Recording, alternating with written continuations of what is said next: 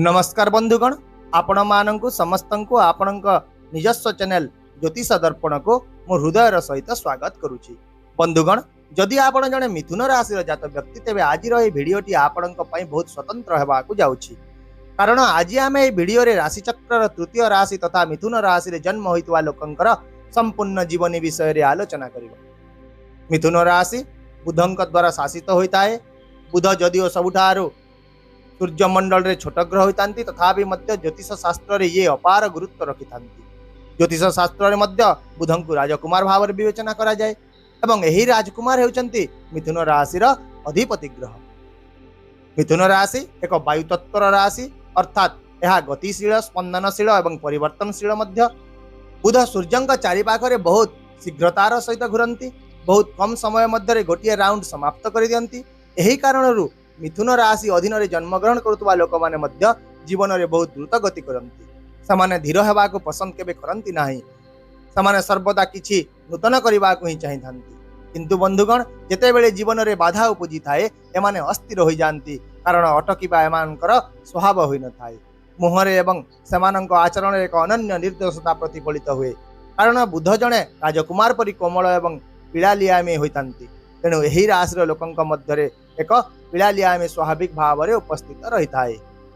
यह छड़ा बुध ग्रह मध्य बाणीर सूचक होइतांती।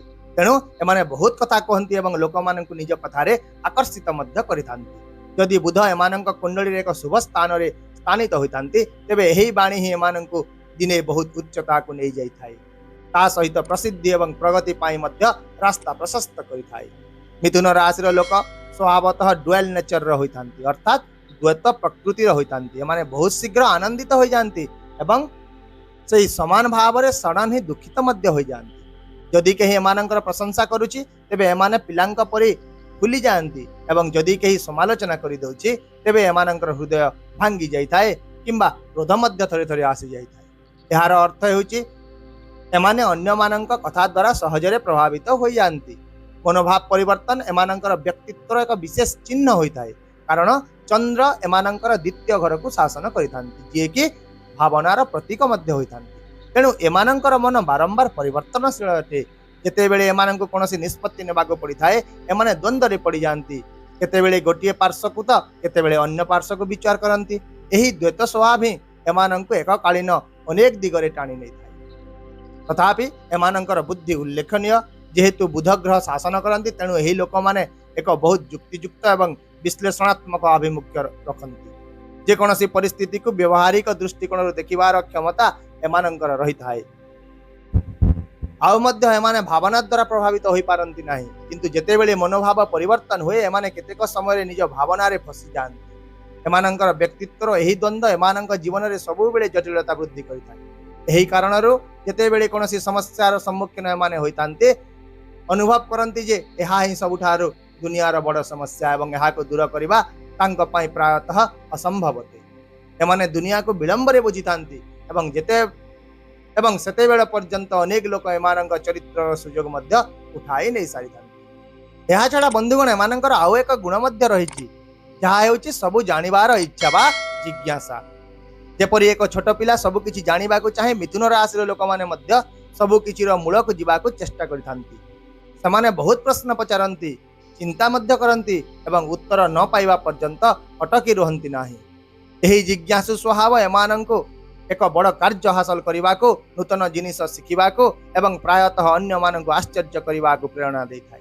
एमानंकर बुद्धि एते तीक्ष्ण होइताए जे जदि एमाने किछि शिखिबाको निष्पत्ति नै जानती तेबे केही एमानंकु अटकाई मध्य पारिबे नाही।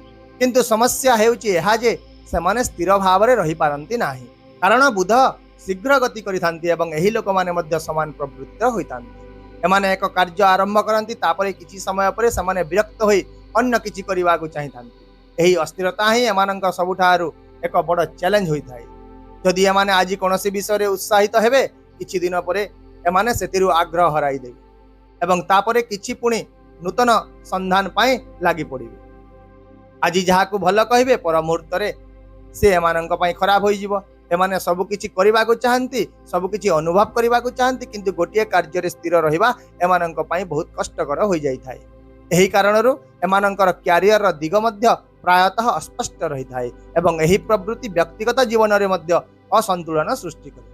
मिथुन राशि लोक मैंने साधारणतः हाराहारी अपेक्षा टिके उच्च होता चंद्रर प्रभाव जो एमानंकर आखि बहुत आकर्षणीय होता है एमानंकर भावना रे जादू थाए एमाने समानंकर मुह एवं आखि द्वारा लोकन को बहुत प्रभावित करिथांती। एही कारणरू एमाने गणमाध्यम मनोरंजन जोगाजोग एवं सार्वजनीन कारोबार सहित जड़ित क्षेत्र में बहुत भल प्रदर्शन मध्य करिथांती। एबे आसंतु एमानंक पिलादिन विषय रे किछि जानिबा। 8 रु 10 वर्ष बयस पर्यंत एही पिला माने अत्यंत कौतूहली होइतांती अत्यंत जिज्ञासु होइतांती समाने सब किछि जानिबा को प्रश्न पचारिबा को एवं अनुसंधान करिबा को चाहितांती किंतु 18 रु 20 वर्ष रे पहुंचीबा परे जीवन एमानंक एक गुरुत्वपूर्ण शिक्षा देइथाय। प्रायतः एमानंक निकटतर केही एमानंकर विश्वास को विश्वासघातकता करंती। एही अभिज्ञता सेमानंक जीवनर प्रथम गभीर आघात हो जाए एवं एही आघात रे एमाने भावप्रवण भाव रे भांगी पड़ती किंतु एहिटारु ही एमानंकर जीवन परिवर्तन हेबा आरंभ होइथाय। समय सहित एमाने एते ज्ञानी हो जाती जे एमाने अन्य मानंको मार्गदर्शन करबा को आरंभ करंती। एही कारणरू मिथुन राशि लोक माने उत्कृष्ट परामर्शदाता मार्गदर्शक किंबा आरोग्यकारी होइथांती। प्रेम सहित मध्य एमानंकर अभिज्ञता प्रायतः समान रही है।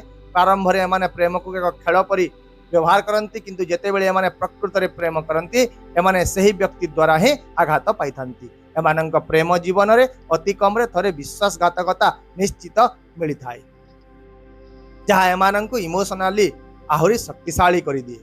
सेहीपरि बंधुता विषय देखा गले यही लोक मैंने बहुत शीघ्र बंधु हो जाती। जदि जड़े मिथुन राशि व्यक्ति एक गोष्ठी रे बसिछि तेबे तार कथा एवं हास्यरस समस्त दृष्टि आकर्षण करिथाय।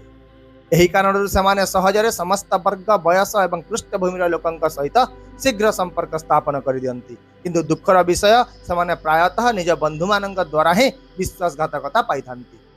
तेणु एक समय एपरी आसी थाई जेतेबेले कि एमाने काहाको विश्वास करबा ही बंद कर दियंती। सेटा केवल बंधु उपरे नुह एपरिक संपर्क मानंकु मध्य। तेबे जानिबा विवाहित जीवन विषय रे जेहेतु बृहस्पति एमानंकर सप्तम घरे शासन करिथांती एवं सप्तम घर हेउची जीवन साथीर घर विवाहर घर।